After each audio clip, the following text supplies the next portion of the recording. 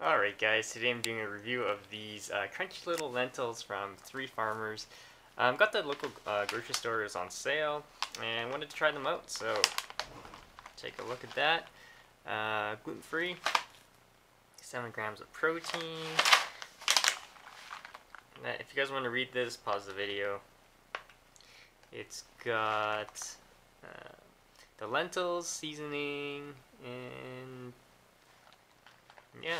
Alright, let's open this up and do a quick taste test. Alright, so that's what they look like.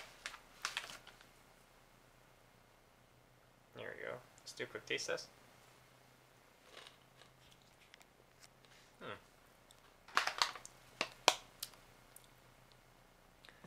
So taste-wise, it tastes like lentils. The seasoning around it is alright.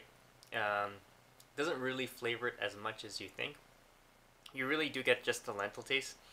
They are crunchy, almost similar to those like those wasabi peas, if you've ever had those type of things. Similar in that type of crunch. Alright guys, if you have any questions, comments, post below. Don't forget to subscribe to the channel.